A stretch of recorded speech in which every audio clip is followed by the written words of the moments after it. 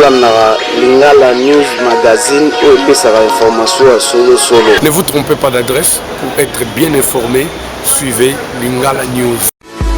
Babina Sali pour Lingala News, Tangama Solo, boucle, check.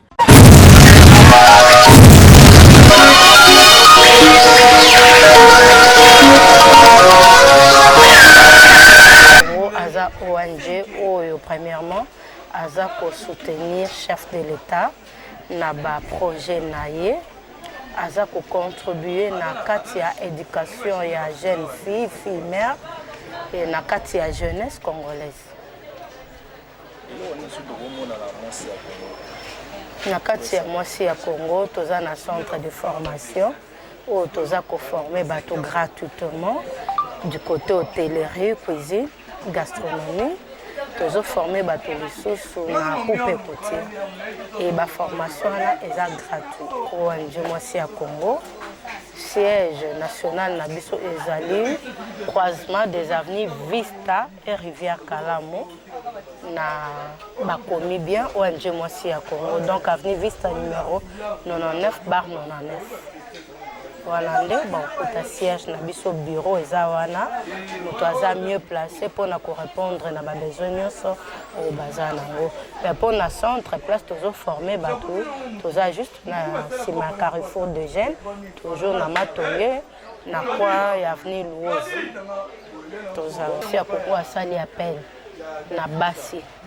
Ba maman mwana mwasi aussi oboti omoni ko komi limité na vie, ozo ebateli le kosala. Tobengiso yaka na ONG mwasi ya Congo na kosungana ya mwa mike misala pe ya mwa mike na kati ya mwasi ya Congo ezali timana biso na kati ya mwasi ya Congo. Notre coordonnatrice est la présidente maman Brigitte Kinkofi Pedipio Azawana tokambami na ye pe tozali ko soutenir chef de l'État ndenge na lobaki toza sima ya mokonzi ya mboka na biso elongo na bana na biso nyonso toza ko encadrer na kati ya ONG mwasi ya Congo. Bien tozosala ngo gratuitement eza ya mbongo te. Bientôt là d'ailleurs ce tokote au mona ba biso baza déjà na kati ya salle toza ba machine industrielle o bazolakisa bato coupe couture eza bilamba oyo biso mo tolataka ezotongama na centre de formation mwasi ya Congo. Eza na ba organisation minene oyo ezosalema ba activité politique oyo mwasi ya Congo azali kosala na kati ya service traiteur na ye oyo bana wana bazalaki formé kaka na kati ya mwasi ya Congo. Matinée politique tosalaki na Béatrice Hotel ezalaki pour la journée internationale de la femme africaine. Parce que ceux qui tolobeli yango na kati ya Congo na biso ebele ya bato toyebi ko célébrer kaka le 8 mars. Oui, ezali journée internationale ya basi ya biso ba mama. Mais journée internationale ya femme africaine.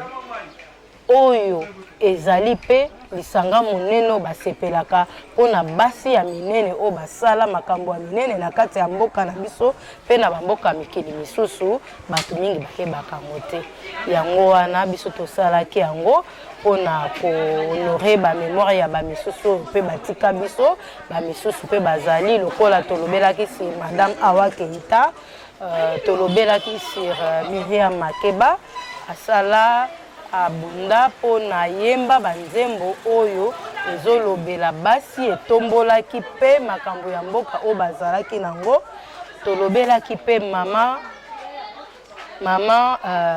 Antoinette Sassou.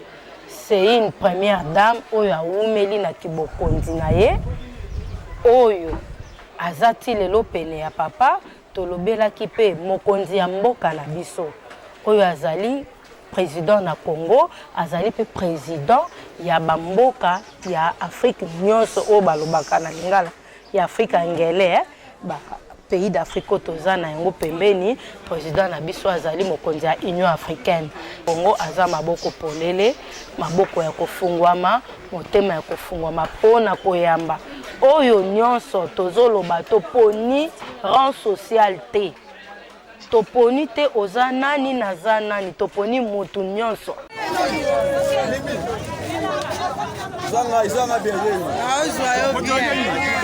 Beto.